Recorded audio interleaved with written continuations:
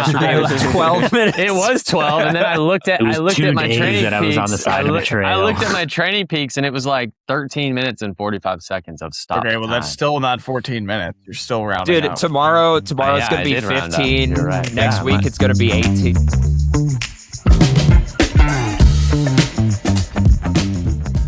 What up, party people? Welcome back to the Bonk Bros podcast, brought to you each and every week by some of our sponsors like Bike Tires Direct and Matt Scarborough over at Scarborough Bicycle Excellence. Gosh, I always have a hard time saying that for some reason. And this is a very special episode because this episode is brought to you specifically by SILCA. And we will get to that in a few minutes. At the top, though, I do want to give a few shout outs to some people from this past weekend. Drew and I were out at Leadville, which was a sick time, and had a lot of people coming up to us. Well, I guess I didn't see that much, Drew, at the race at least, but a lot of people coming up saying they were fans of the show. You didn't get there till Friday night, dude. That's prime time, dude. I don't want to acclimate, dude. I'm just there to spectate. I don't need to get there early. But tons of people coming up to us saying they're fans of the show. We had one homie, Logan. I'm calling him out because I had a conversation with him and his girlfriend. I can't remember his girlfriend's name, but she won't care. It's fine. They said that every Thursday night when the episode drops, they like sit down and eat dinner and watch the podcast on YouTube. That's like their Thursday night thing or whatever. I just thought that was cool. I know Scott's going to be like, why would anyone ever do that? But that cannot be. I thought it was cool. I mean, is it not like surprising to you sometimes? It is. That's like surprise the shit out of me that they said they did that. Yeah. So yeah, and I thought it was cool. So I just want to give them a shout. And this is a proud coach moment. I'm not going to give their names out because I want to keep it anonymous, but I just want to give a congrats and kudos to all of them. And that's not trying to toot my own horn as coach. That's saying like those guys put in the work and got those big belt buckles. Yeah, but so was it the same like time cutoff for the buckle? We'll get into that when we get into the Leadville segment of the show. Sorry, but no, they did adjust it. So all of my athletes actually went sub 8 hours, which is normally like super stout. But it was adjusted for the course because the course changed. I think I beat Dylan's time. Sick, yeah, bro. Sick. Well, you beat like the most mediocre time in history. No, I mean like because it was a totally different course. But yeah. But I beat like I said, we'll get into that here in a little bit. But I'm still holding on to it. But today's a big day, boys, because we got a special product line that is dropping today. Well, not today because we're recording on Tuesday, but this episode's going to come out on Thursday. So it's dropping Thursday. It's going to be the Dizzle Bike Company. That's the new drop. I'm going into the bike industry, guys. Honestly, pretty damn close. When we started this podcast, like 4 years ago, Drew's been hyping about wanting to start a tire company out of his garage. In my garage. And I mean, it's not exactly that, but there is a new tire company hitting the market. Dylan Johnson, for the first time, has a official tire sponsor. I don't believe that. Break the news, Dylan. What tires you riding? What tires you riding, boy? Yeah, I finally sold out. Yeah. Whoa, sold out. Whoa, settling really down. Is that really the way? You just needed a new rollie? Is that what was happening over there? Have you worked on your? Exactly. Is this overcoming your commitment issues with tires? Yeah. No, overcoming my commitment issues with a lot of things. Break it, dude. Yeah, no. So I'm. It's not Conti. It's not Schwalbe. I'm going to be on SILCA tires. SILCA tires. SILCA tires for the people. So this is like I wait, hold up. SILCA don't make tires, homie. Is it just just the wax like put together as like a firm tire? Yeah, can you crockpot your tires? Ooh, I don't know if I'd recommend that. You can crockpot anything. Yeah, True. All right, so I think that this probably needs a little bit of context. So it's not like SILCA's like, oh, hey, we're making tires, and you know how we sponsor you, Dylan. Like, it'd be sick if like you rode our tires. Here's some extra money to do that. That's not what happened. So Travis from SILCA, like probably a year and a half ago. I don't know when it's when this project started, maybe a year and a half ago, maybe longer ago, he contacted me and he was like, we're thinking about making tires and we want to talk to you about like, what do you think the ultimate gravel tire would look like? And so I had conversations with them and they're like, we're trying to build this tire. Like I told them, I mean, the big things that I told them is like everything that I've talked about with why mountain bike tires are superior to gravel tires. I'm like, look, gravel tires need to be wider. That's one. And then a lot of the reason why these mountain bike tires are actually faster than gravel tires is because they have a thinner casing. Like as the tire gets wider, you can get away with a thinner casing without puncturing. And I don't know why gravel tires haven't really hopped on board. Gravel tires are kind of like these road tires that got slightly bigger, and then they made them way thicker so that they don't puncture, which I think is a bad way to go about it if you're concerned with rolling resistance. Travis was completely on board, and like they kind of set out to make that tire. And what I will say too is like from the beginning, you know, Travis was like, it'd be awesome if we could have you on these tires when they come out. And I was like, look, tires to me are the most important equipment decision that gravel racers make, because for one, if you ride the wrong tire, you could flat and that could ruin your race.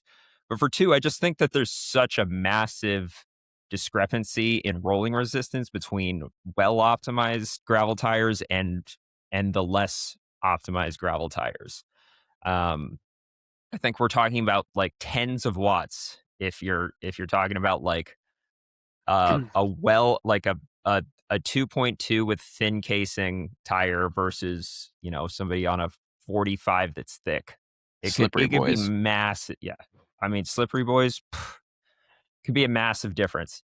And I told him, I was like, look, I'm not going to make any promises right now. If you send me the tires and they're good and they test well, then we can have a conversation about a contract. But wait, but also they have to feel good. I don't know about that. Yeah. No, I mean sure, they have to feel good, but like the testing data probably mattered to me more than anything. I was like messing with you, buddy. Yeah, right.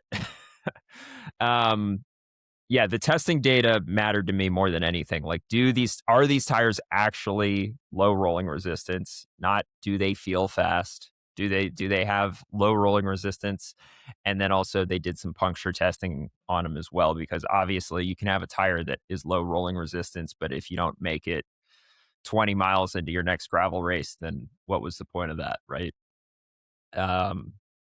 So yeah, I mean, I told them, I was like, look, I'm not making any promises. The tire has to be good before we have a conversation about the contract. And here we are. I signed the contract, so obviously the tires are amazing. Yeah. They did say they tested them at the steel drum place over in Europe. So I don't know if that's the same guy as, you know, bicycle rolling resistance, or if they've got a different steel drum. I don't know what's going on over there in Europe, but they do a lot of drum testing over there. Real into steel drums over there in Europe. Yeah. You know?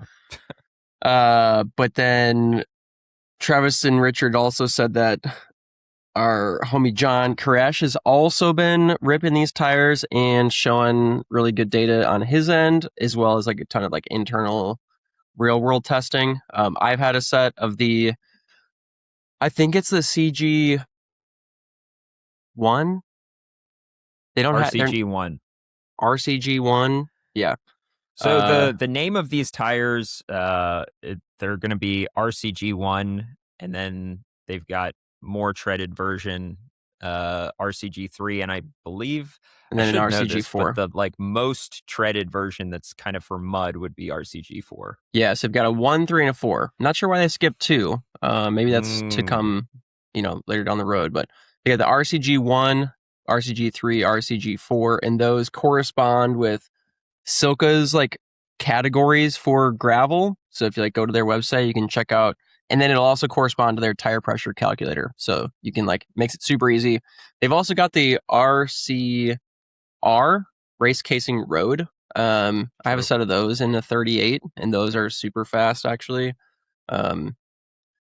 I switched over to those from a set of Pirellis, and it was noticeably faster in 38s. Man, what a bummer that they had this opportunity to come out with some sick tire names like Trip Natal or Racing Ralph, and they went with 1, 2, 3, 4. Come on, you guys had it on. You had the chance to just come up with the crazy. I'm already lost on the names. I can appreciate it. Yeah, I always liked Bontrager's naming scheme. It was just the XR1, XR2, XR3, and it was kind of the same exact nomenclature. It's what does an Aspen? What does an Aspen tell you? It tells you nothing about the tire except maybe you should ride it in the woods.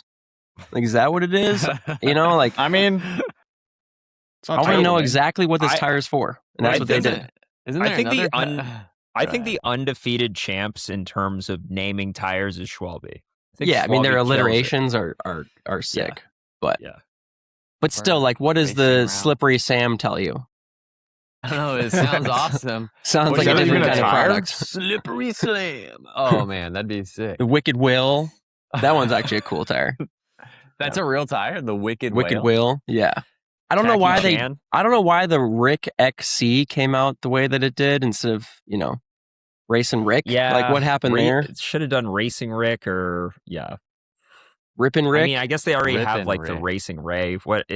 Anyway, yeah. No, Schwalbe kills it with the names. No, I think it's cool. I think especially for a company that's just entering the tire game, it's hey, what's this tire for? Oh, it says right on the label, Race Casing Gravel Category 1.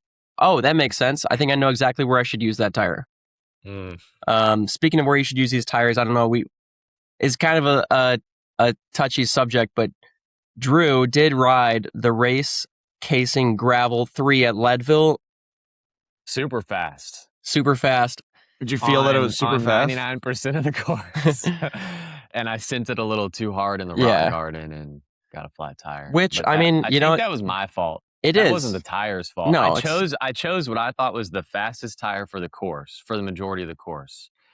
And it was, I still am standing by that. I think those tires were wicked fast on that course. I just I overrode the roughest part of the course. I got a little antsy and was I'm gonna catch up to the leaders on the downhill, and kind of forgot that I was on thin casing tires. And well, you were just on gravel tires. I think too. You were I'm not going to mention this on the podcast, but I think it's definitely worth mentioning that you had too low pressure in your tires. Yeah. I totally forgot that you have to run 1 or 2 psi higher. They do. They recommend Dylan running told me them that at Dust Bowl, and I don't know why. I just didn't even remember that for this one. So that was also my fault. So these tires are incredibly supple, which makes them fast and feel good for the people who care about that. For those with feelings. But that also means that you have to run a higher pressure than you're used to. So I've been running 1 to 2 psi higher than normal. And Drew was running, what were you running, Drew? Pressure? Yeah. 16, 17. Whoa, really? Dude, no way. If you would have asked me, if you would have pre-rode it, that's what I pre-rode. Dude, I even drove with you and watched you pump up your tires, but I didn't think to ask you what pressure because I didn't want to make you nervous. But if you would have asked me what pressure to run and you said 16 or 17 on 2.2s, I would have told you to go a little higher. I wish I'd known that. I think you might want to run a little higher also just because the course is not the majority of the course is not that rough, and then the rough sections you could argue you want it to be higher just because you don't want to flat. I would have probably told you 19, 20 or 21 even, and you're running a full sauce, that does help, but it also makes it worse because you feel like you can rip you literally feel like you can shred those tires on a full sus, and that's what happened. You shredded them, dude.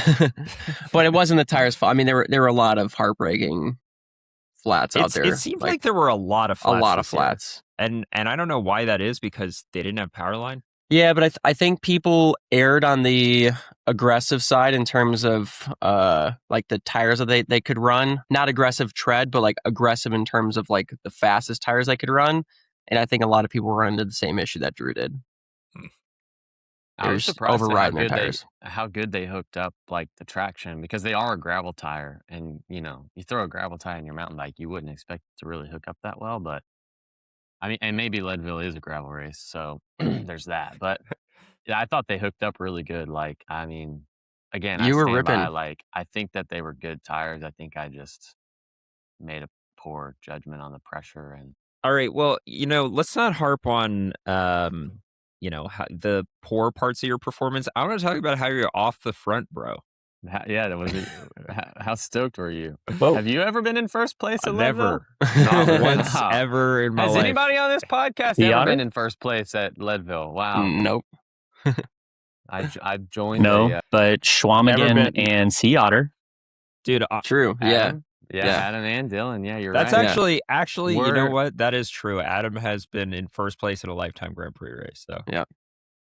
And it was about for the same length of time that I was off the front. Just very momentarily, and then they never saw me again. I think I had to do a lot more watts, but... Chemo, I didn't even know Chemo knew who I was, and he was throwing me all kinds of shade on the live thing. He was like, well, I don't know, it seems like Drew might be burning some matches here, and I'm like, Chemo, come on, buddy. Okay, can we talk about, we give you shit for your straight elbows a lot. I want to talk about how you didn't even attempt to get aero. You were just like full locked out body in the wind. Did you see me like super tucked? I was climbing when I was sitting on the downhill, bro. Yeah, you're either climbing or going, I'm not going to get aero if I'm going up a hill, you doofus. Like, what's that going to do? No, dude, I've ridden Leadville 4 times. I know exactly the section you were off the front. You should have been getting aero. I don't think so. I was climbing or descending. Debatable. Well, so I was out on course feeding Drew, and I was set up at pipeline, and when I checked the live scoring, it showed that Drew had come over Carter, so the top of Keevans, like a minute, I think, behind the lead group, and I was like, oh crap, Drew's on at least. Drew's not on a great day. So then, dude, everybody just went super hard up that hill. I was like riding well over my FTP on that climb, and still just got dropped. I mean, really? That's every single year at Leadville. That's the case. People just ride way too hard up the first 5 minutes up that climb, and this is at altitude. I did 390 for the first 5 minutes up that climb, and I'm like, that's too much. It was like my second highest 5-minute power of the year, or something like that. I don't know. It gave me some kind of kudos thing, and I'm like, probably shouldn't have done that 5 minutes into the race, but yeah. Keegan even talked about how he said he held back on Keevans. Like they didn't even go full tilt.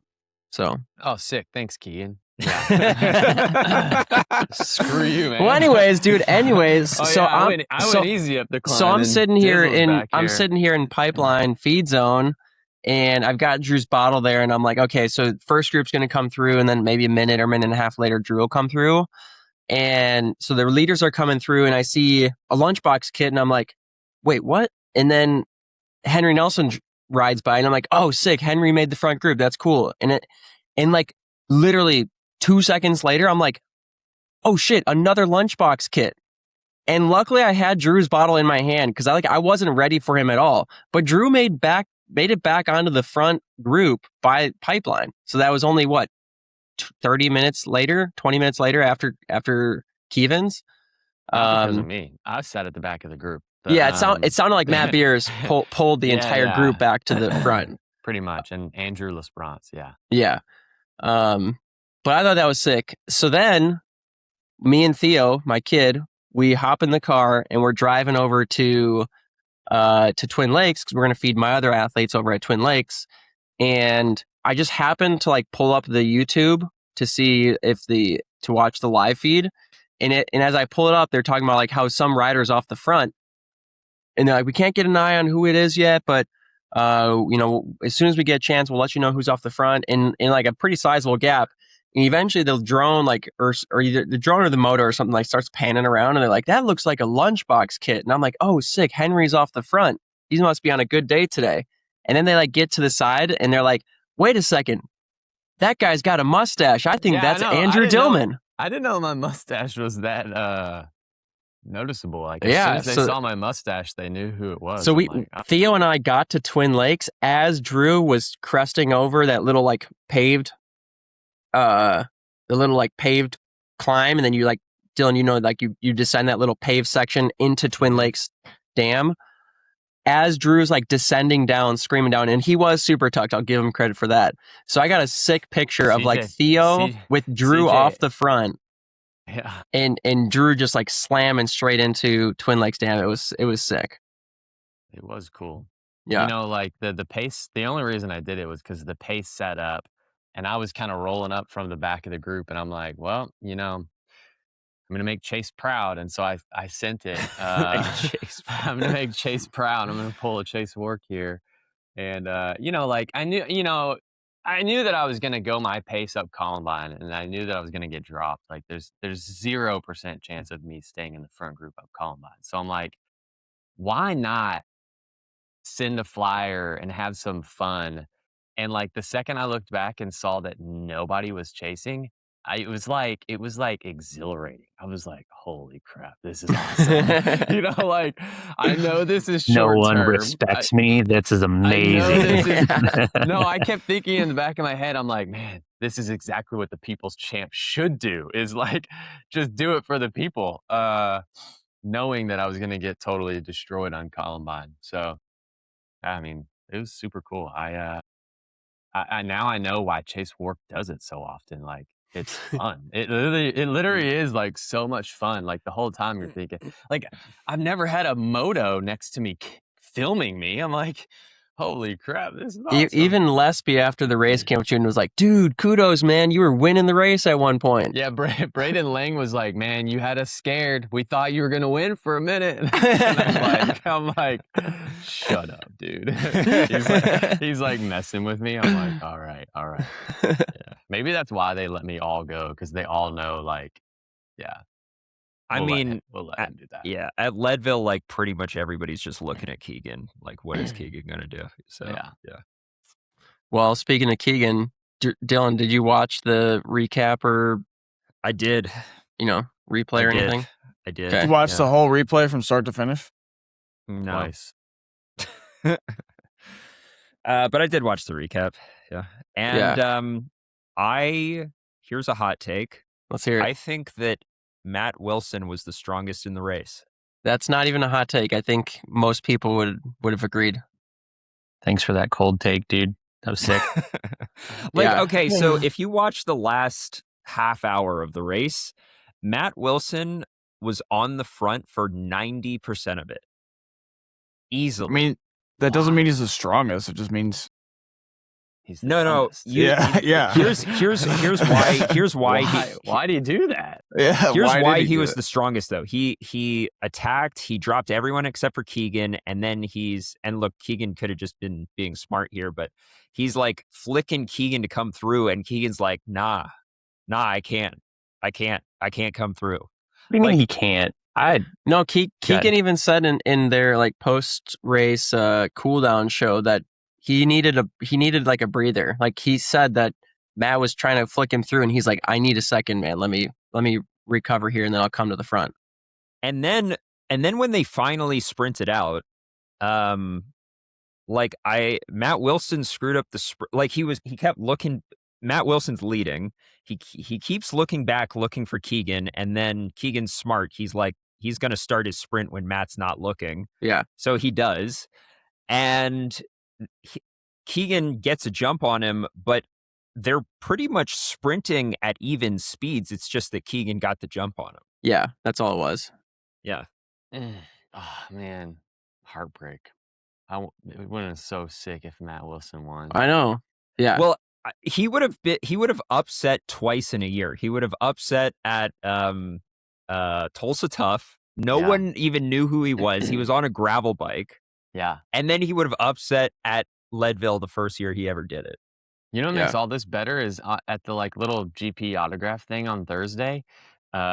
He was there, and he like when I got there, he like came right up to me and started talking to me and was like, "Dude, congrats on the GP," and like super nice guy. And I was like taken aback. I'm like, "Whoa, you're way nicer than I thought you were." Like I didn't know anything about you really, and now I know you're a super nice guy. Cam Jones was the same way. And then one of the first things I said to Matt Wilson was, "Dude, you're a thug for winning Tulsa." Like, that was the first thing that came to my head was like, "Dude, you won Tulsa." It was sick. Yeah. Did he say something about how when you won Snake Alley? Wait, what? Snake Alley? That's probably what he would have said. Okay. No, so I was trying to figure out, okay, so like talking about Scott, you're asking about like the buffer because of the course change this year or whatever. So for context, so for the big belt buckle this year, instead of going sub 9 hours, to get the buckle, you had to go sub 8:15, which means they were giving athletes roughly a 45-minute buffer. Now, if you look at the results though,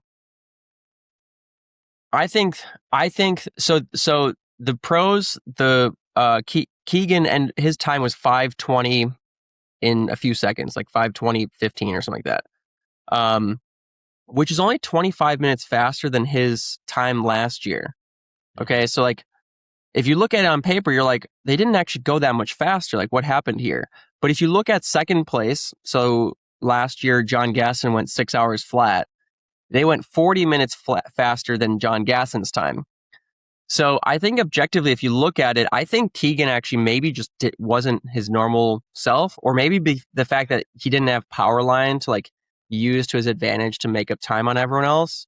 A total different race dynamic. Totally different. Yeah. So I think I think trying to compare this year's time to Keegan's times the last couple years is not a fair comparison. I think you have to compare it to the rest of the field.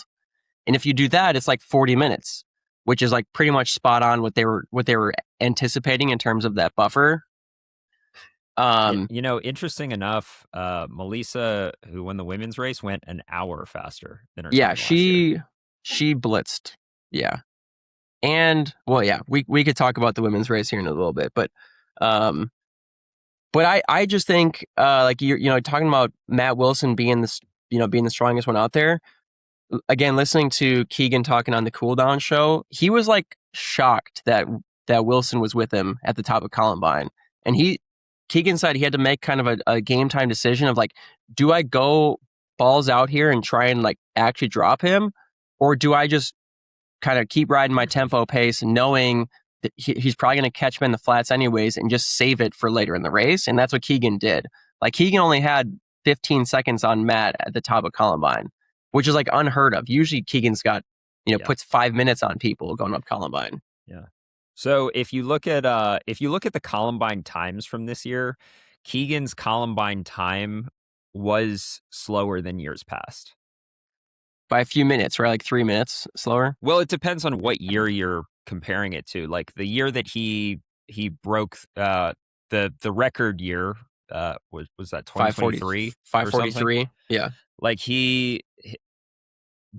I think that was his fastest time up Columbine, and I think it might be 2 minutes slower than that or something, 2.5 minutes slower than that. Okay. But if you compare it to other years, it's like it's less of a deficit.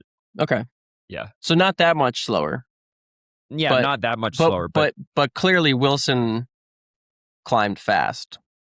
So like I think it was kind of a combination. I feel like Keegan maybe either wasn't on his normal game at altitude, and then also Matt Wilson was just ripping. Plus everyone else. I mean, everyone else, Gaston and Simon and Andreas Seawald. Who else was in that league group? Cole Patton, Braden Lang, like all those guys were within a minute of Keegan at the top, which is usually unheard of. Usually it's like Keegan puts 4 or 5 minutes plus on people.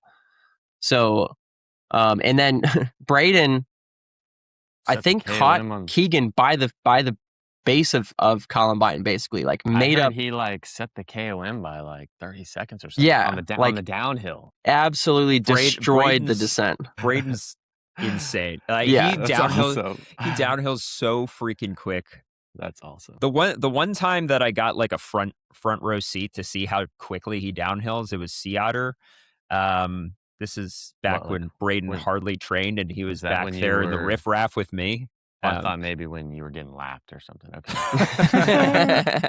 You mean okay. No, dude? I like to remind people that there was a point in time where me and Braden were like roughly even in terms of ability. He was. And it wasn't even that long ago. No, dude, it was like it was like a year and a half ago. Yeah, dude, he was hardly training. I was at my maximum ability level, but we don't have to talk about that. I was on a full suspension with a dropper for Sea Otter. He was on a hardtail with no dropper. And Sea Otter's not even very technical, but in one of the single track sections, he freaking blew my doors off. Like, we went into the single track section together. The single track section is downhill, and it probably only lasts like 2 minutes. And by the time we exited the single track, he had like freaking like a minute on me. It was crazy. Yeah. It's just so hard to believe. I mean, Drew, like you said, your biggest qualm with the race afterwards was descending Columbine. Like, you got to experience that two-way traffic for the first time and how hairy that is. And it's just like, it blows my mind that a dude like Braden can put that kind of time in, knowing like instant death is on all sides. Yeah, I wonder how many amateurs he smoked on his way down. Dude, okay.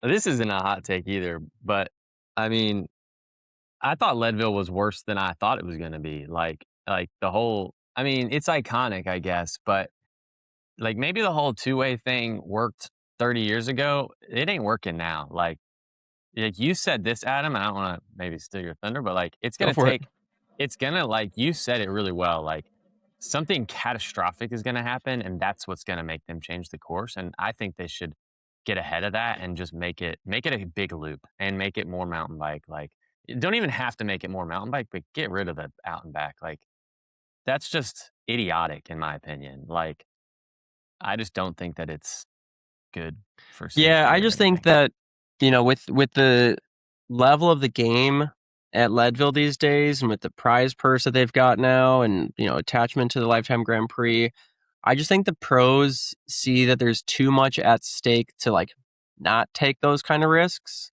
Yeah. And I think, yeah, I agree. It's my take was, I think they should count their blessings, say, you know what, we've had a good run, but it's time for some change before something catastrophic does happen. Like, let's not be those guys that makes a change only because of that. Like, let's get ahead of this. Yeah. I think we talked about it at the Envy House that night, a couple of different options, one option being like what they did at Mid-South this year, which was running the pros on a separate day. Like, you could do that. You could have the pros have a different course. You could have the pros, a separate time. Like, the pros could start at 2 p.m., and I think a Friday, Mid-South did a Friday pro race and then obviously a Saturday amateur race. I think that was so smart.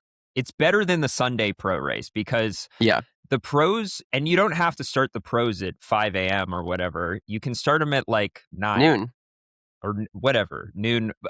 Start them at a time that they're going to finish right when everybody is doing their packet pickup, Start them at like 10 so that way the pros are rolling across the line right as everybody's picking up their packet and they can see it happen. Sorry, I just had everybody, trains hard for these races. They think that their race is the most important thing ever, pros included. But I just imagine just like, people like meandering across the middle of the course, like, where's the packet pickup?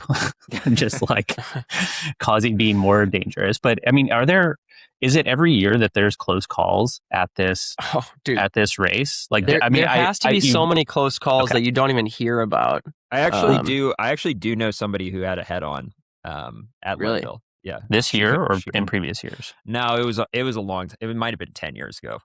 Okay. But that ended her race. She couldn't complete her race. She's lucky Jeez. that didn't end her life. Like I with know. with the speed that the pro. I mean, we just talked about Braden's son, the KOM. He's going 45 miles an hour at some points, 50 miles an hour maybe. Like we've all ridden those descents. Like you can rip those descents. Like there's some straights on Columbine that you can absolutely rip. And all it takes is one of the age groupers deviating from their line last second. Like any other accident in a vehicle, even like freak accidents happen, and the speeds are just they're catastrophic. So And there's like a lot of spots on the course, not on the Columbine downhill, where like it's literally like there's one trail between two giant rocks, and like I had to stop multiple times because like there's somebody coming down, and I'm like, well, I can't go up if they're coming down. So, yeah, like that Twin I have Lakes, to- Twin I Lakes had- section. right Yeah. there. I had to wait for this old lady to come down there, and then I could go up that section. Which And is there's- like, you know, there's like 10 of those. And she's paid to be there. She worked hard to be there. Like she Right, has I'm every not- right to ride that trail too. So like, it's not Yeah, like, you know, exactly, you yeah. being the elite off the front or whatever But I have shouldn't be exclusive there. I right. should be on a different part of the Exactly. course, You know, not like- where she is. Yeah. I think like that one in particular, it's like 20 feet long. Why is that a pinch point? Just make another trail. It's like a 20-foot trail. Like you could literally easily make another trail going in the opposite direction. That you know, and even with like were there still people on the actual single track? You know, the like couple minute single track portion after that. They rerouted it to where that you didn't go backwards on that part. Okay.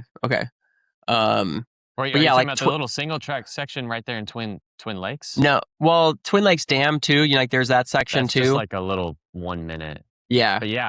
I mean, A lot of that, though. You have to like go off of the trail so that the other people can ride. Yeah, on the even when you're trail. crossing the dam, you know, like you've got the Jersey barriers there that you have to kind of snake around, and sometimes it's like really close calls with people almost hitting like whacking those Jersey barriers. Yeah, I mean, I get like I think you guys make a good point where it's like, hey, and I don't know Leadville too well, like the trails around there, but you got to imagine that it would be if they're outlawing drop bars at this race, like yeah. let's, and this is typical with That's most minimal. of the with most of the governing bodies in cycling. It seems like they focus on the wrong things, where they're like, let's litigate, you know, how wide your hoods can be and what your sock height is, which we can talk about that too if you guys want to. But you know, they look at these things, but they ignore like the bigger safety issues of like, hey, maybe there shouldn't be parked cars on the course, or like maybe we shouldn't go around this sketchy roundabout, or have hay bales in like the middle of the course, you know, and that's just from the road racing side. And so I'm all for rider safety. And if you just want to kind of corral what people can do and be like, hey, this is a really fast and technical mountain gravel race, and we don't want people on drop bars, that's cool. But like the bigger safety concern is people going, you know, in opposite directions on the course, On a neither narrow of trail. whom is like gonna yield. You know what I mean? Like everybody's right. racing and everybody's riding. As you guys said, they have a right to be there and to do their own race. I don't think we're saying that, but there's obviously easy solutions. You could even do it. You could even keep like Kevins and Powerline as an out and back, and just somehow make a loop, like a lollipop loop, to where by the time the pros get back to the stick for the out and back, all the amateurs have already gone through the stick. Right. But just like- make it 2 days. You know, like that's Or it. that. Yeah. I mean, I don't know. Like, I mean, we'd how still much- be bombing down that descent with. I mean, I guess depending on the gap, like there would still be the women coming, but Yeah, but that's not as big. That's not as big of a deal. yeah, it's a lot easier to, I don't want to say educate, like everyone's educated, but like it's a lot easier to expect that the pros are going to stay in line and kind of know what to do once everyone starts descending the opposite direction.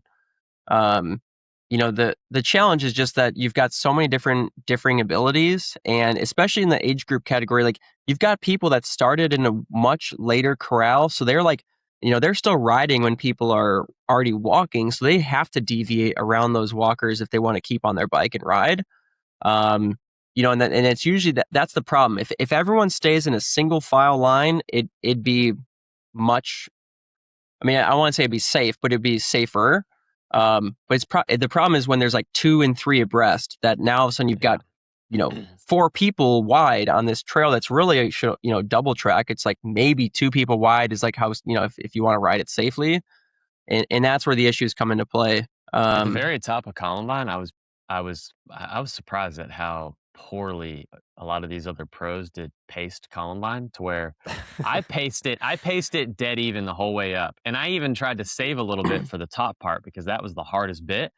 Then I got to that top bit and passed I think I almost passed like 10 dudes right there. Get this is the coolest part of the race. Besides, I guess, me being off the front, I made a double pass on 2 riders.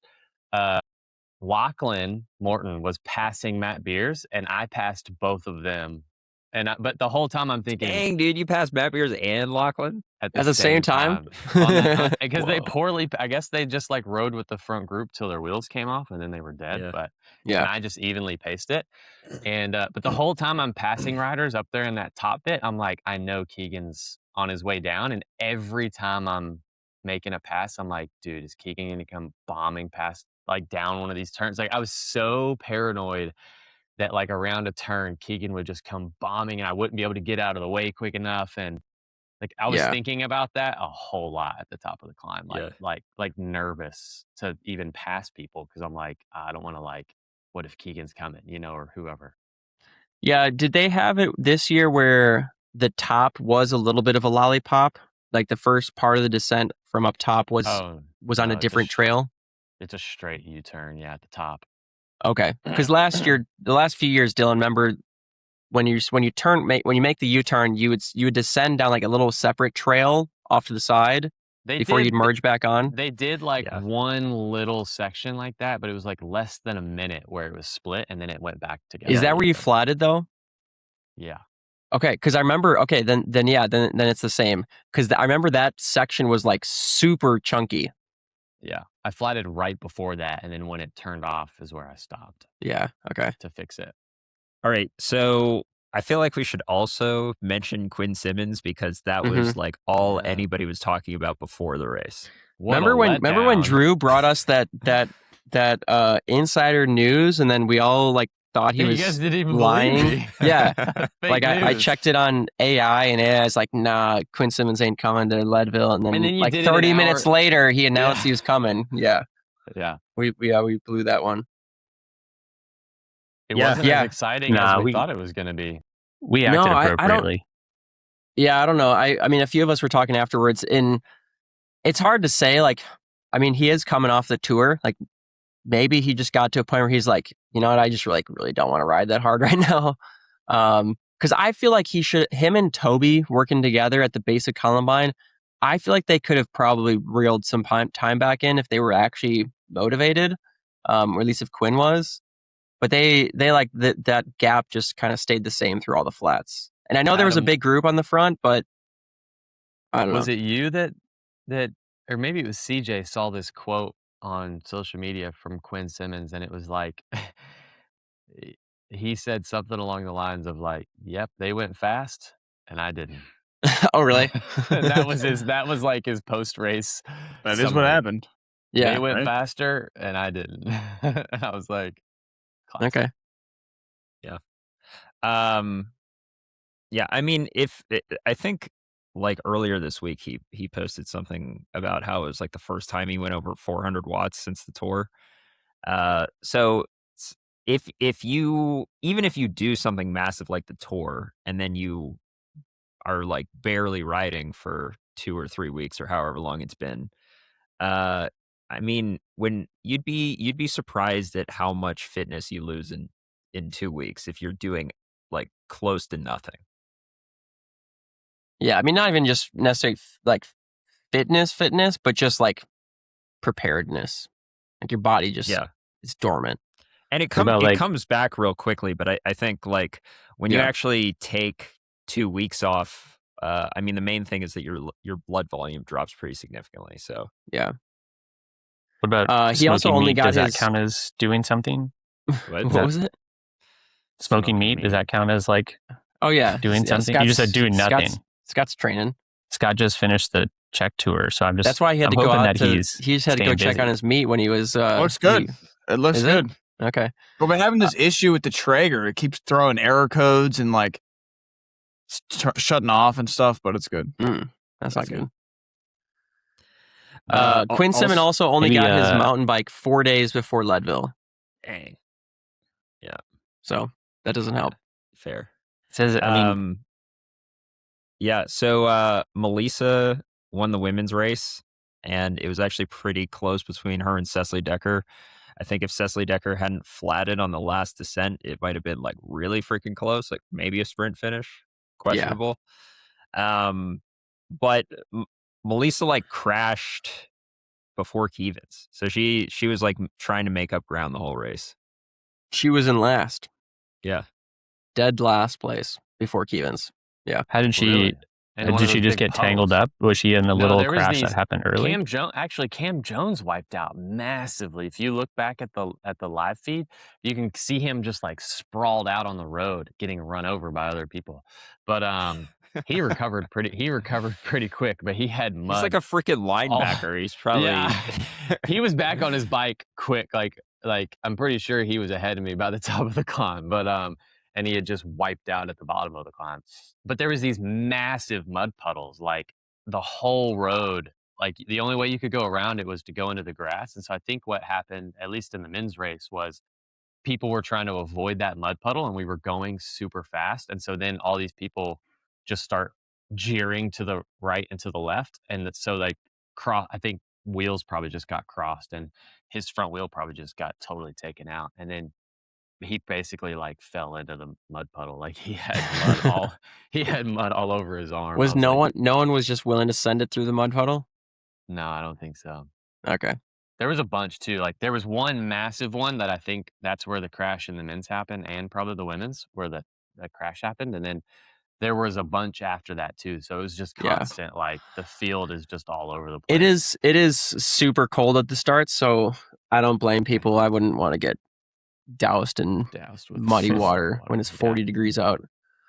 Yeah, no, she got tangled up. It was a pretty big crash. There were probably like 10 women involved, but she, I think, went down the hardest, and her bars got twisted and stuff. So by the time she got back on her bike, she was like off the back and last. And then just rode. They didn't show the women's like chase groups a whole lot because there were a couple women that were off the front early. I think it was Sarah Lang and I think it was Cecily. Sarah and Cecily were off the front after Kevins, so they were kind of mostly focusing on them.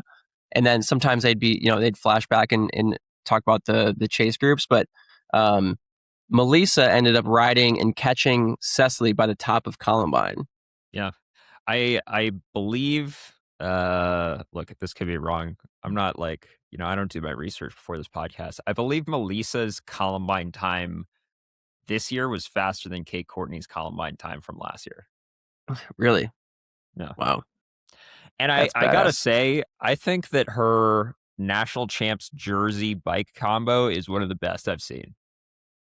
I didn't see the bike. What was the bike? I mean, look it up right now. I know, I'm trying to. Hold on. Can't type fast enough. Yeah. Did they do a bike check or something afterwards? 5:58:43. It is pretty badass to have the first women's sub 6. Yeah. I think It is cool. PETA told me that she was 1 minute ahead of Drew. She was. Drew got chicked. I was also stopped on the side of the trail for 14 minutes, but 14 minutes. The number keeps going up every time he tells this story. Yesterday it was 12 minutes. It was 12, and then I looked at. It was 2 days that I was on the side of the trail. I looked at my training peaks, and it was like 13 minutes and 45 seconds of stop. Okay, well that's still not 14 minutes. You're still rounding Dude, out. tomorrow it's going I to be did round up. 15. You're right. Next Yeah, week it's going to be 18. I might as well say 15. Dude, that bike is sick. Oh, she's got a red fork. Red Yeah. fork looks sick. I like how she just went like they Appropriately just went hyped straight for the socks, like too. classic red, white, and blue with stripes. Honestly, it's dude, like look at the jersey bike combo. Have you ever seen a better national champs jersey bike combo than that? Yeah, that is It on looks point. sick. Yeah, super cool. Yeah, Just but missing some she flames. blitzed that course. So is she the marathon mountain bike national Yeah. champion? Okay. Yep. Yeah. So if you're Yeah. the XC national champion, do you wear the jersey in Leadville? No, that's like wearing your crit national jersey for a road race. Yeah, but if you're the road race national champion, you can wear it in a crit, and if the crit national champion shows up, he has to wear his regular jersey. Oh, really? Oh, so the road. I'm pretty the sure ro- that's the rule. the road natty champ is like the Yeah. king. I think so. Oh wow. Huh. I could be wrong. I thought that was it. I don't. I mean, it's Leadville, so it's not a UCI race, so you probably do whatever. Well, there you are want. you can wear whatever you want, right? Yeah, there were you a couple. literally. There were a couple years where they'd have the pro crit national champ and the amateur crit national champ in the same race. So then you've got these two national championship jerseys, and it's like, what the heck? This is weird. Well, then the amateur couldn't wear it or wasn't supposed to. yeah. And the years Interesting. that I was on Roadhouse, we did amateur crit nats and pro crit nats, and so like theoretically, I could have won both, which doesn't make any But sense. I mean, you didn't win theoretically, you either. could win. I any didn't of win it. either. But I was just saying, I had an opportunity. I could have won. We trying I to stay literally realistic on this podcast. Dude, theoretically, you could have won the Tour de France, but you didn't. So. Theoretically, dude, you almost won Leadville. Yeah, you were winning. You were winning. I won it for 10. Yeah, I feel like at Leadville, it's just more of like a courtesy thing. Yeah, I mean, you could argue that Braden Lang could have worn his gravel national championship jersey. You could argue that it's more Quinn of a gravel Simmons race could have than a- worn his like road race national champion jersey. You know, like. Yeah. But I think it's just kind of like an honor system. Keegan was in his world champs jersey, and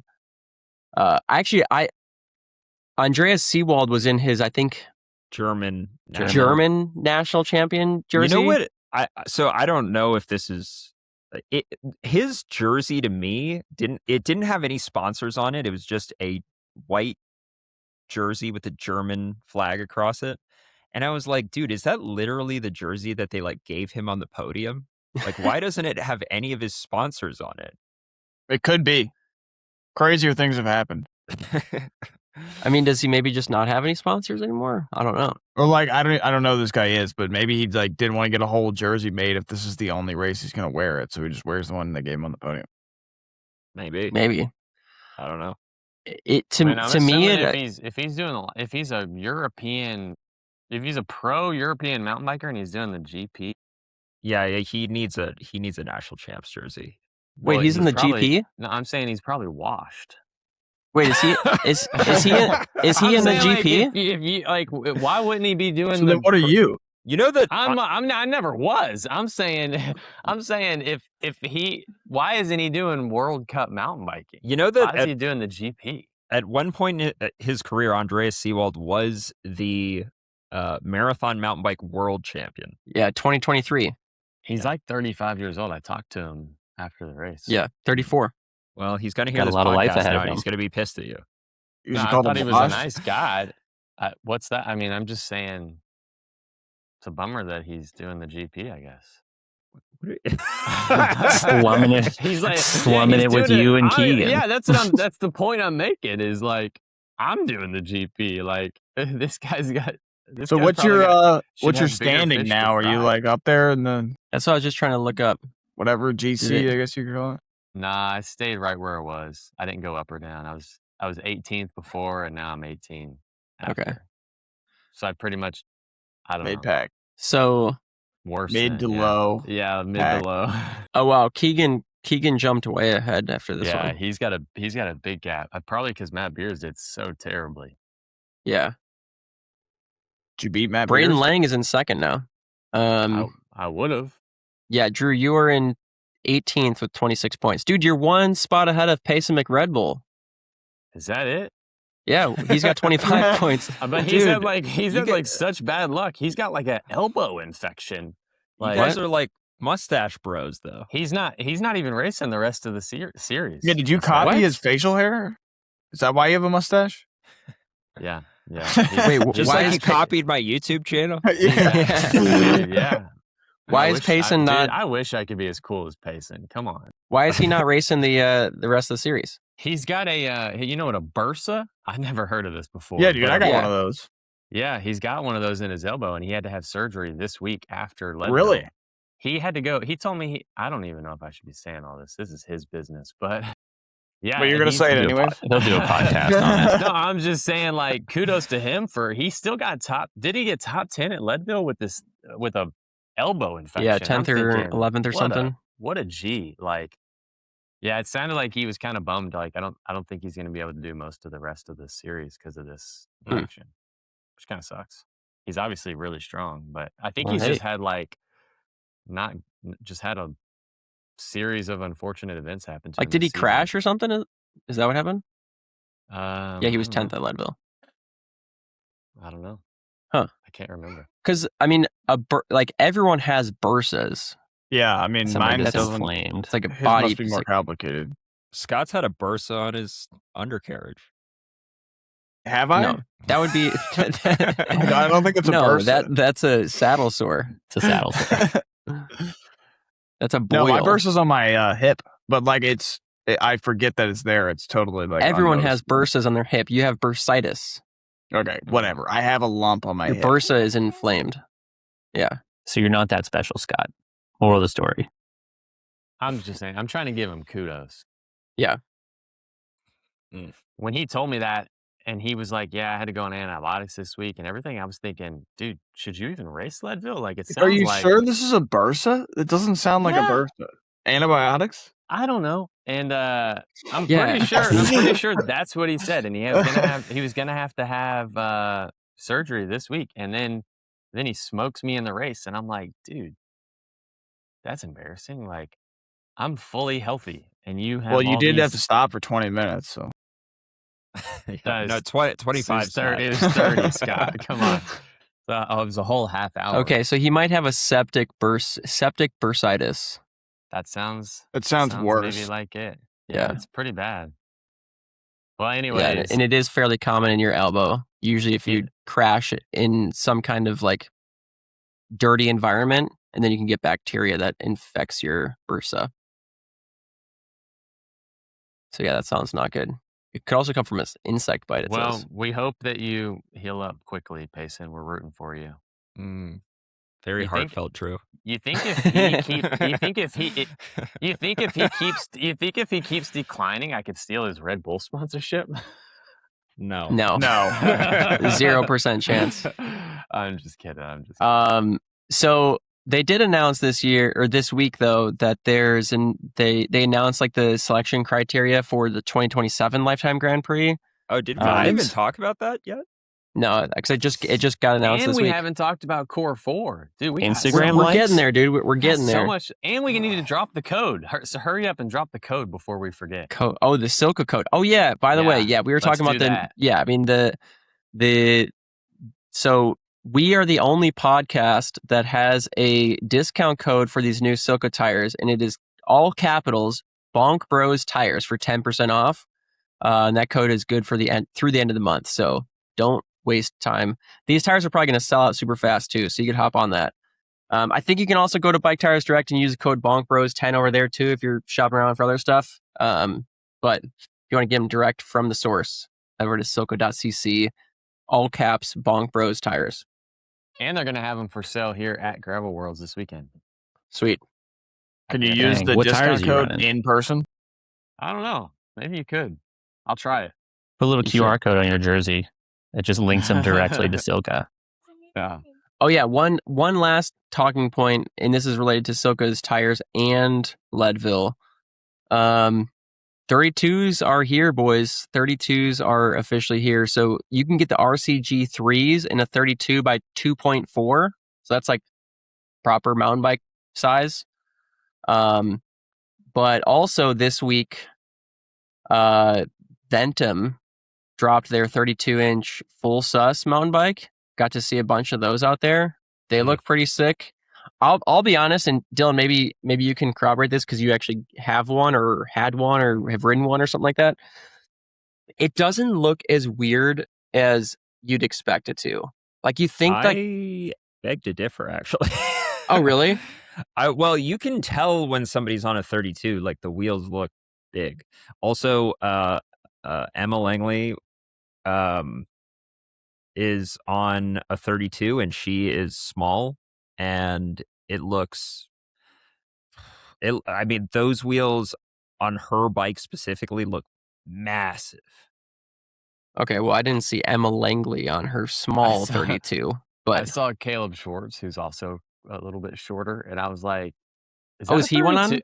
No, Oh. but I saw his bike, and his bike is small, and I was like, "Is that a 32?" He's like, "Nah, it's just a small bike." I was like, I don't know. "Oh, I saw people riding around or on the ground and stuff. And I just didn't think it looked that weird. And if anything, after seeing a bunch of those and then looking at a 29, the 29 looked small. That's all I gotta say. But either way, they are here to stay. You think the 29 looks small now? Yeah. Like the Alright. 29 looks like a 26er to me after adjusting to the 32. The people who've been riding 32s, they have nothing but good things to say about them. I feel like I'm actually the only one who's because they're all sponsored. They can't say bad. You're talking about all the Ventum athletes that rode the new Ventum bike. I'm actually not. I'm talking about some people like I'm not going to name names. Some people who are testing out 32s right now. Just text me the names so I know. Yeah. Some people Taylor will bleep it out. Some people who are testing out 32s right now, and some of these people are like raving about how amazing it feels. I feel like I'm actually the only one. But feelings don't matter, right? What does the data say? I'm in agreement. What does the Scott. data say? I'm in agreement, Scott. I feel like I'm the only one who's ridden a 32 who was like, I don't know about this. Didn't you ride like a single speed steel frame with like weights attached to it and shit? Yeah, it was like a 30-something pound. Yeah. Well, I mean, that's probably the reason. Did it have these new SILCA 32 by 2.4 tires on it? It had Maxxis tires on it. So. Oh, dude, come on. You can't judge it by Maxxis tires.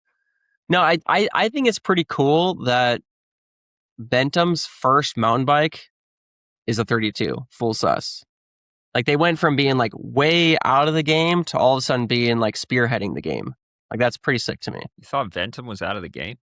They never had a mountain bike, so they were completely out of the mountain bike game. Right, that's fair. Yeah, that's what I mean. Okay. Yep. Like they could have easily just been like, yeah, let's just release a 29er hardtail and just have a mountain bike out there just to have, something in the game. Like, no, they went full in the game. That's true. Yeah, which I think is cool. Kind of like how SILCA went from no tires to the fastest tires. Straight to the top, boys. Dude, straight to the top. Dang. Oh, snap. Yeah.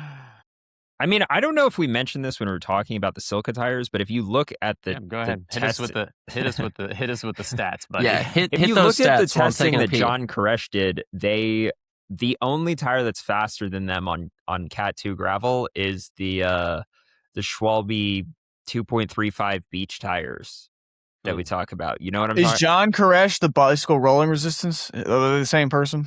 No, Two different guys. He's the Golden Cheetah guy down in Arkansas or something. Golden Cheetah guy. Yeah. Like a Tiger King situation or what? Nah, Golden Cheetah is like this like free version of Training Peaks that you can download, and that's how he gets all of his data. Man, he does. Yeah. Ragging on this dude. He's a nice guy, Drew. Okay, I didn't say he was a mean guy. I'm just saying I don't trust his data. Steel Big drums. difference. Why don't you trust it though? Big podcast. podcast. But Big hype for steel drums on this podcast. Dang, Adam leaves for 1 minute and we just fall to we just fall. Well, he's been doing all the talking, we just crumble to shreds. He won't stop talking. Actually, what were the other things we hadn't talked about? Core 4. How was Yeah, Core sweet. 4? Yeah, I want to hear about Core 4. I think we're done with Leadville. Yeah. It was good. It's like Core 4, I think, Drew, you can correct me if I'm wrong, but the 4 surfaces are supposed to be gravel, trail, road, and B roads. No, cyclocross. What's a B road? No, there's no cyclocross in it, dude. I thought the I mean, finish was a cyclocross. there is a Finish, I guess. Yes, the finish is cyclocross. There's a cyclocross section at the end. But Dylan's right. It's like, Oh, okay. yeah, it's road, mountain bike, gravel, and then they have B roads or MMRs. B roads are gravel. What's Yeah, but not up in. You've never done Core 4, I guess. Bro, you never done it, bro. There You are don't very know. specific, like an MMR is like a. I know what it A is. I road- live in the land of MMRs. But Yeah, but that's you just don't to live in the me. land To of me, B that's just roads, part of dude. gravel. Like that's just a gravel road. Okay, well then for the Core 4, it's separate. Is it like the difference between like chip seal and like actual pavement? You know, No, Sure. an MMR is just like if it rains, your bike is going to get fucked. That's what Yeah. it is. I thought it standed for minimum maintenance road. Yeah. and a lot of gravel roads are. So they not don't have a lot of minimally times. It's not gravel. Most It time it's actually dirt. stands for maximum mud road. If it rains. made. So I legit thought that I thought the fourth category was cyclocross because of the finish. So that's I'm not making fun of that. I thought that's what it was. No, you're just wrong. I think they're No. wrong, dude. It was, yeah. I mean, so it's like kind of it's kind of different than a lot of gravel races because there are all these extra sections in there. That being said, it rained a lot the week leading into the race, so they had to take out most of the trail sections. And they guess also they do took that. out a lot of the So would you MMRs. consider it to be more like That's the kind of rule lame. of three? I thought this was supposed to be the gravel. Was same- like not it's- like that. Doesn't seem like gravel. Take out Yeah. the trails when it starts raining. Like Well, what? I don't Well, think- if they're I don't mountain think bike they had trails, a- like I don't think they want people ruining their mountain if bike you're gonna trails. destroy Well, the trail, They didn't have a choice because the city council of Iowa City doesn't allow it or something. I don't Okay. know. I'm not the race promoter, so it's some reason. But they did have this like waterfall crossing section that you had to walk. I mean, you could try to ride it. Michael Garrison No. tried to ride it, and he No, blew up his wheel. No, Really? the rules stated there's a 1,000-foot section that if you ride your bike on this 1,000-foot section, you get DQ'd. Like the rules said that, and I only Believe it know or because I have not- athletes that were racing it. Believe it or not, Adam, that section was actually right after the waterfall. So the waterfall is Oh, okay. technically you could ride it if you wanted to try that. Okay, The 1,000-foot section is after the waterfall. right after that. Okay, 1,000 couldn't- feet. why Were you couldn't you running or ride- just walking? Yeah, why couldn't you ride that side? Again, it's another like city council thing. yeah, I don't know. think the trail is specifically says like no riding on this trail or something like that. Yeah. Did you guys run it or did you walk it? I ran it. I can't Did speak you for shoulder your everybody in the bike? race. Or did you keep your bike on the ground? Well, I kept it on the ground because that particular section is completely flat. Like it's totally rideable. It's just a flat double track. Yeah. Did you get wet? Like the Oh, waterfall? yeah. Did you actually? Oh, Like- dude, you have to walk through water and like there's like a cliff face you have to walk to get up. Like I had to like hand my bike to volunteer. Wow, that's cool. This is way. It's like an adventure race. None of that was in the race the year I did. Yeah. Huh. So who won? Tobias Kongstad, which is not Okay. surprising. I mean, didn't Tobias get like third at Unbound this year? Maybe. Dude is strong, and Third or fourth, yeah. dude is strong, and he is like so arrow. If you ever like they had a front on shot of him riding. His handlebars are real narrow. I don't know what they are, but he looks like he's on a TT bike when he's riding. So he his just gravel looks bike. arrow is what you're saying. You don't actually know. You don't know the data, right? I mean, it's impossible to know. His normalized power was lower than mine, and he beat me by 10 minutes. And he's Wow. definitely taller than me. So Huh. Yeah, Is That he's in the sucks. Grand Prix, right? no. No. Okay. He probably could, Wouldn't he be but doing probably- Leadville if he was at the he Grand probably Prix? He probably just doesn't want to do any of the Yeah, I thought mountain maybe he races. skipped it. Yeah. I've never seen him on a mountain bike race or on a mountain bike. Okay. So what place did you get, Dylan? I got 8th. Adam So- was third, right? Adam was 3rd. Chase was Sixth. 6th. Julian was fourth. Yeah. Who was second? Oh, Cole Davis. Cole Davis. Oh. Yeah. G Schurz, is that how you pronounce her name? Won the women's race by like a lot. I don't know. I want to say like 18 minutes or something. Just Whoa. fucking rampaged it. Yeah. Yeah. So it was cool. Was that your first time in Iowa? No. But it Are you was gonna my get- first time doing a race in Iowa. Well, I mean, And that's- it's also it's so humid. I mean, like, I thought where I live in North Carolina is humid, and I've been to, Atlanta and Georgia and like I've been, all these places that everybody's like, oh, the humidity's terrible. I think it's something about the corn. Like the corn, my roommate was telling me No, it this. is. Like, Yeah. Corn sweats. yeah, like the Yeah. corn makes it more humid. It wasn't even that hot for the race. It was like 75 degrees, and your abs, I could not be more drenched in sweat. Like, there's the photo of me at the finish line. It looks like I just jumped in a swimming pool with my bike kit on. Yeah. Yeah, it was You- 85% humidity, You just look which at is your wild. finish photos, see how. I've got a buddy that I ride with here. His name's Kenny. And the running joke is whenever we finish a bike race, my kids always run up to him and they're like, "Look, Ken jumped in the pool," because he's like literally head to toe looks like he just jumped in a pool. Yeah. Well, Yeah, welcome to the Midwest. He'd be extra wet if he did Core 4. Yeah. He probably would. Yeah, he probably would have just stayed in that waterfall. How much? Is it still $1,000 to the winner, or is it even more now? I mean, dude, I was a long way off of that. I don't know. 2,000 maybe? I don't know. Whatever it is, it's not as much as the race that's happening this weekend.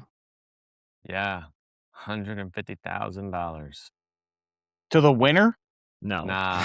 Scott's like, Scott, who the Scott, fuck you've been didn't around. invite me? I think it's 20. I think it's 27K to the.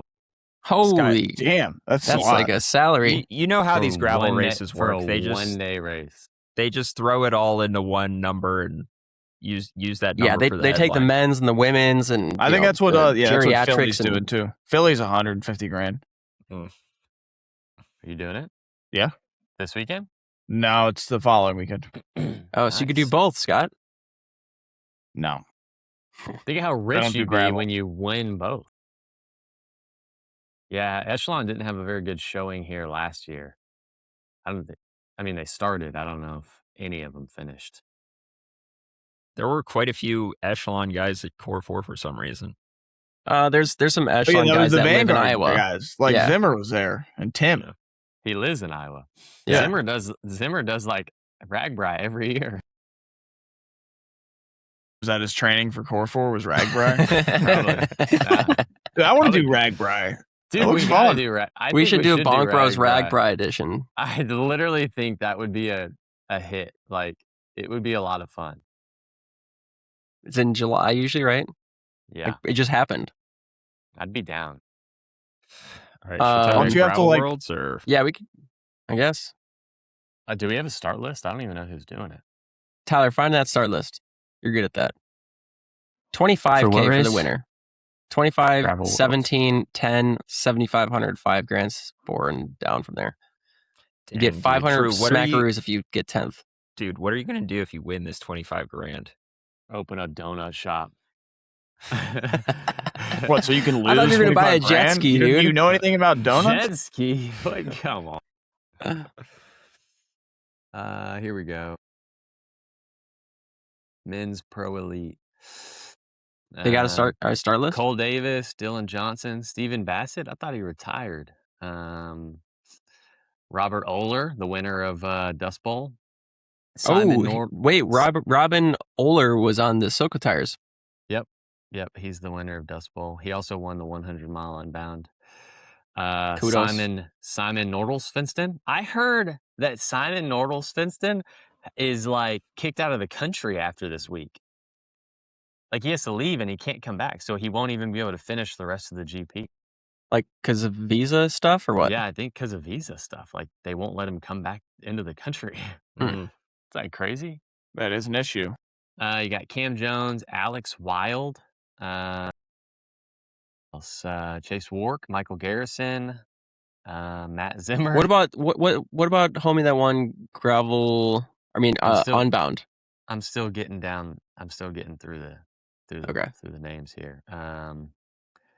Nathan Spratt, Marcus Spratt, Simon Payload. I can't remember if he did it last year or not. Anton Stensby, He's in the GP. Matt Beers, Keegan Swinson, Daxton Mott, Caleb Botcher, Chad Haga, Matt Wilson, Ben Perry, Toby Rode, Dizzle, Henry, Julian.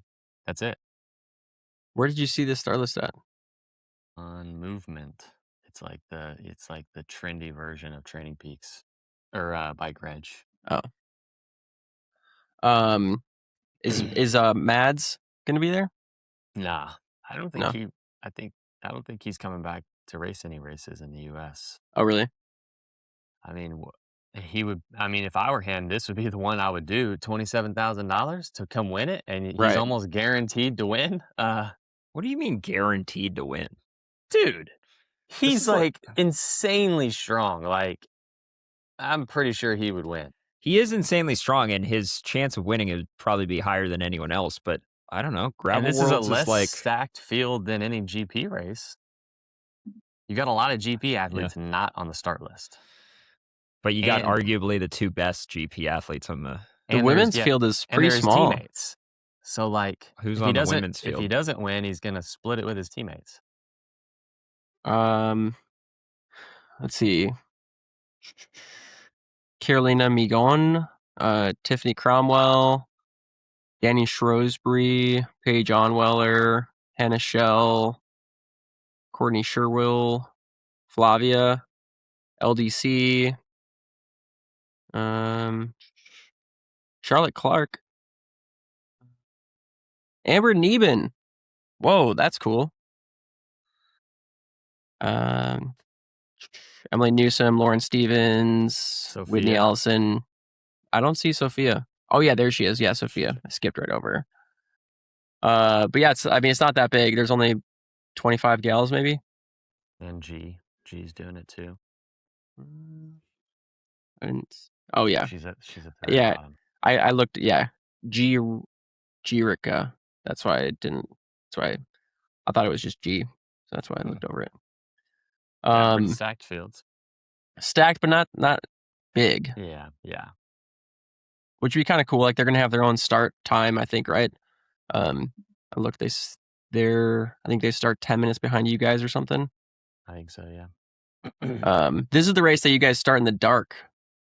Make sure you brought your Historically, light. I think they pushed it back 30 minutes so that we don't. Oh, really?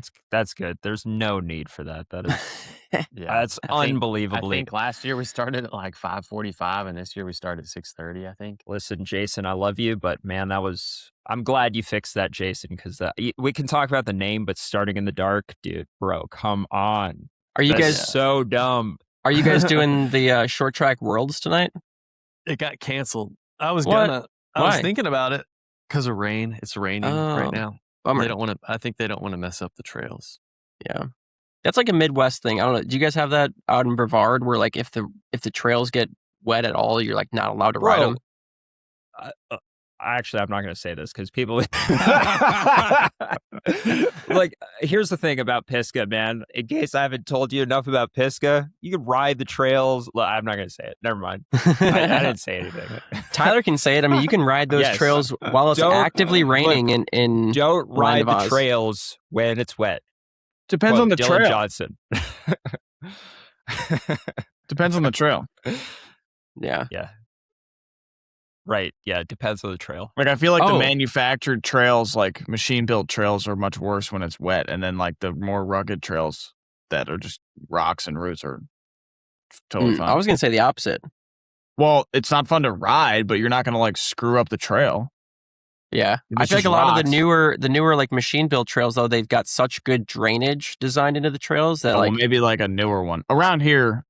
You can't ride when it's wet, or like Okay. somebody takes a photo of your tire tracks and puts it on Facebook Yeah. and like puts That's a how witch it out is. out for you.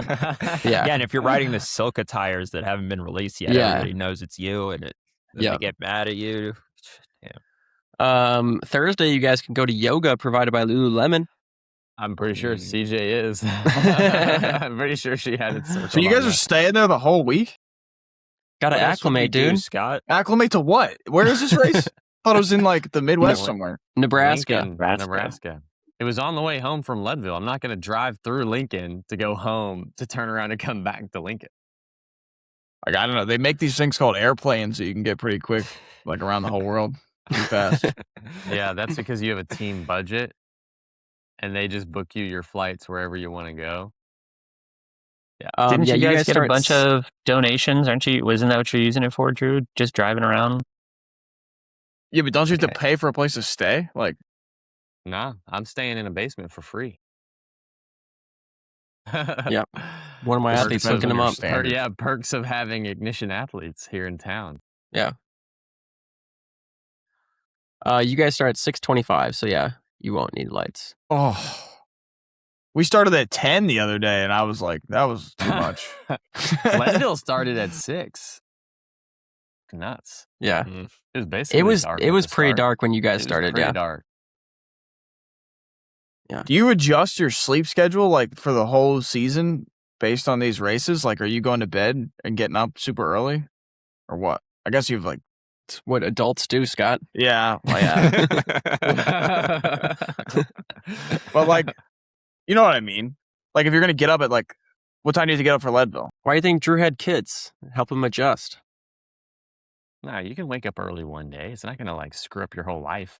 It's just hard to go to bed early. That's what I'm thinking. Like when I go hunting, it's totally. like I'm like, all right, I'm gonna go to bed at 5 o'clock and get 8 hours of sleep, and I lay there, and then I don't What? fall asleep till like 11 p.m. And And then you get 2 hours. yeah, and then you get 2 hours of sleep, and you're like, What time are you waking up to go hunting?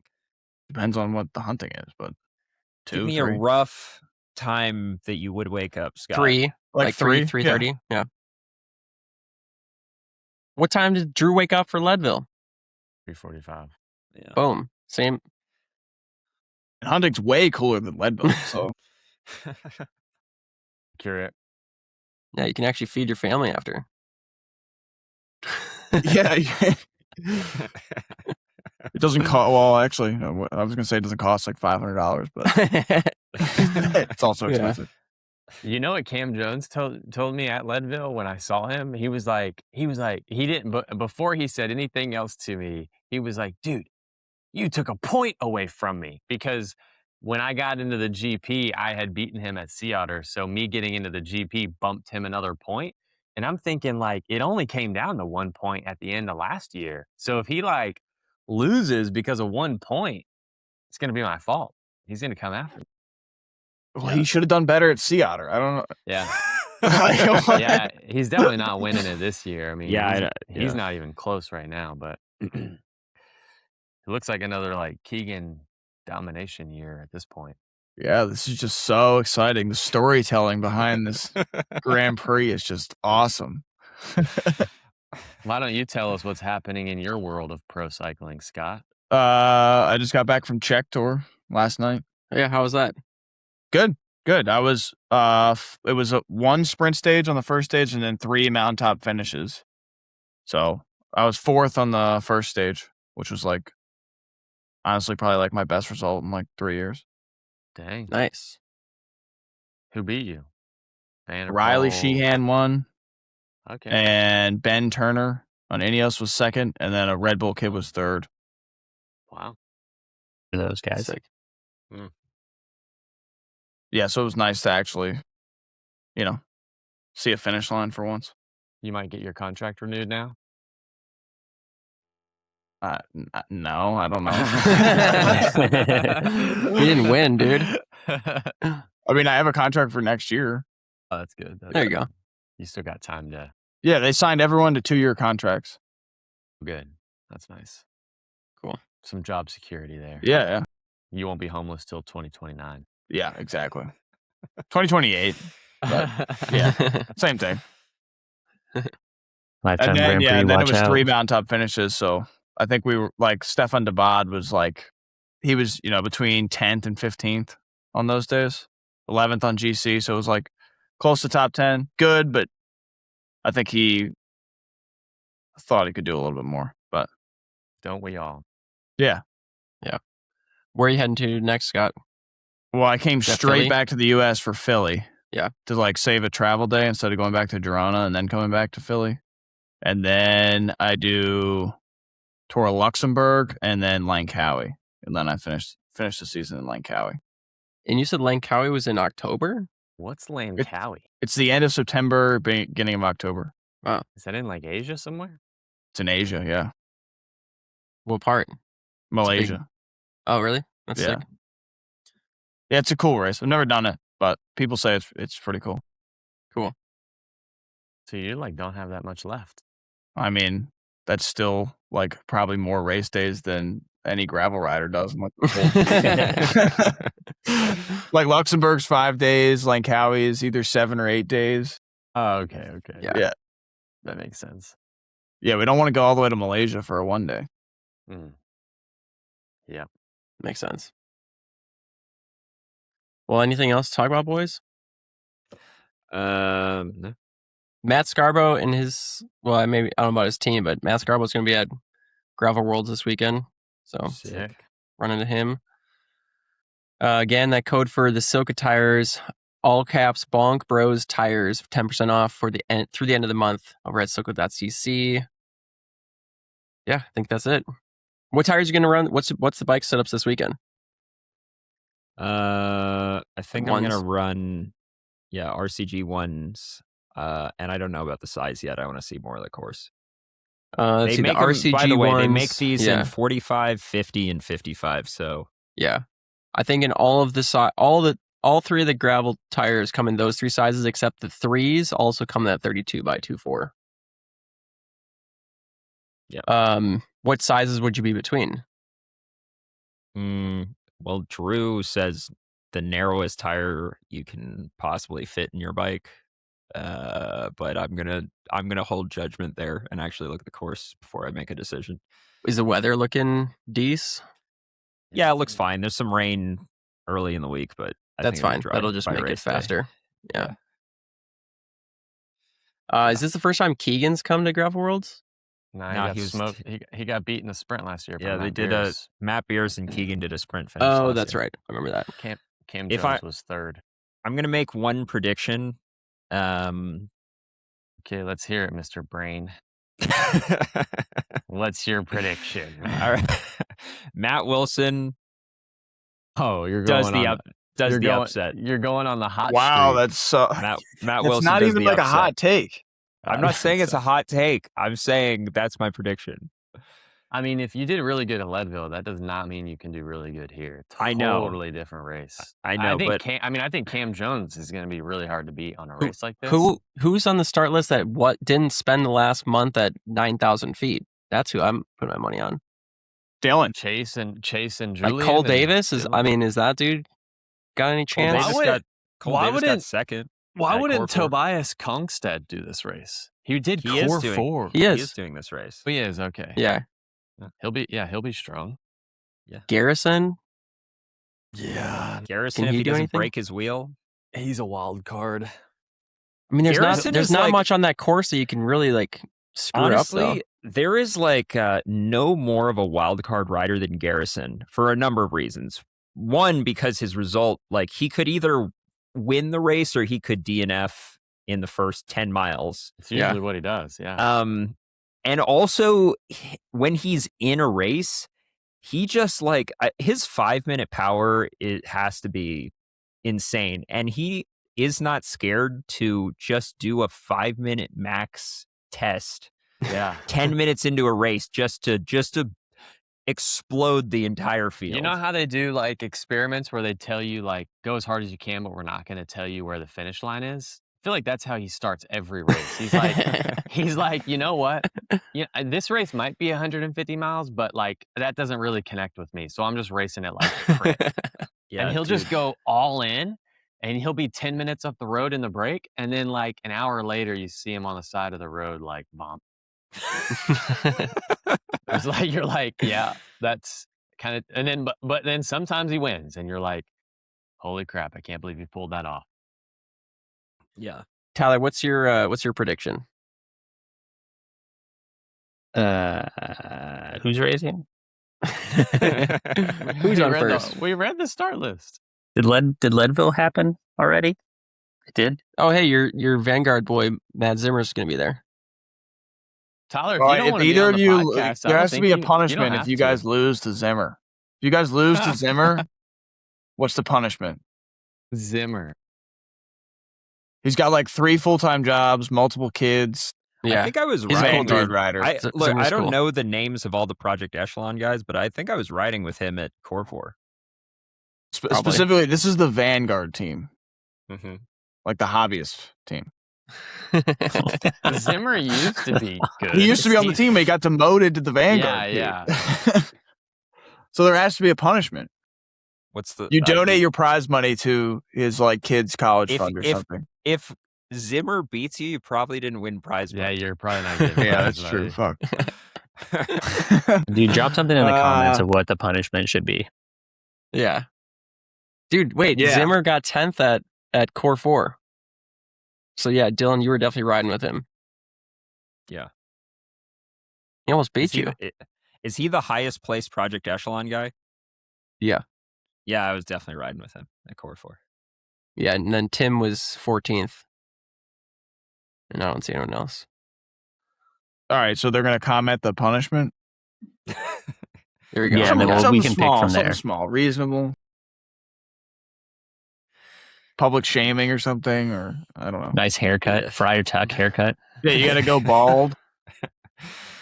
Done. Lunchbox will have 5 guys in the race. Dylan's got to eat some of Scott's pork butt. Yeah, something like that. Something like You gotta eat a dozen crabs. I'll mail them to you. Wow. You got to boil them, No, steam them. You don't Steam 'em, boil yeah. crabs. steam them. How many times do I have to say it? So you pissed? You pissed, dude? They boil crabs in Louisiana because their crab is so inferior to a Maryland crab that they have to boil it so the seasoning can go into the crab meat. Where this is the most passionate Scott's ever been on this podcast, that it's not remotely about Have you ever bikes. had Louisiana crab, dude? It's so good. No, you've never had Maryland crab. I've never had Louisiana crab. Are you Scott, kidding me?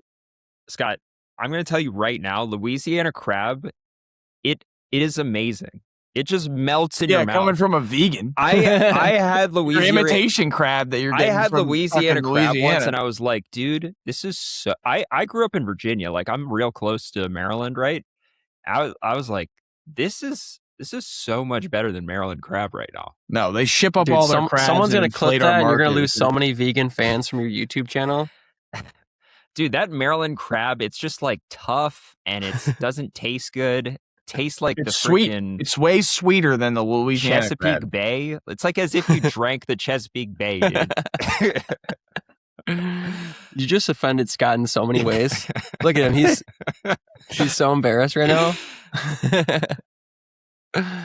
You don't know anything about anything. Dude, so. I would literally rather run a 30 millimeter tire this weekend than eat a Maryland crab. Well, that's your punishment. You better beat Zimmer. You got to eat a dozen. You know what? Now I think it's my goal just to help Zimmer beat Dylan, so that next week. Hey, but this goes for you too, Drew. Yeah, So you got to help him beat him, and then you got to out sprint him. yeah, exactly. Doesn't it finish on a cyclocross course? Like, am I going crazy here, or is that? Gravel Worlds? Oh no, that was Core 4. Gravel Worlds had the sprint finish last year through the Fairgrounds. gravel Fairgrounds. parking lot. yeah. That's right. Sick. Well, good luck this weekend. Yep. And Watch look, out for Zimmer. Scott, do you need to go out and preemptively catch some crabs then to nail? I usually always have some on hand. Okay. Oh, wow, Once I'm dude. home. Easy. Is Adam racing this weekend? I don't remember us reading his name. Nah, he dude, I'm is. not going to be there.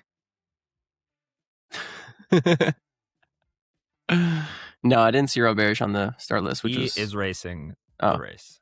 He just Ooh, forgot it's a to sleeper. register. Doofus. You know, we're recording on Tuesday, so people still have like 4 days to register. He's a previous winner of this race, I think. When there was Yeah. no prize money.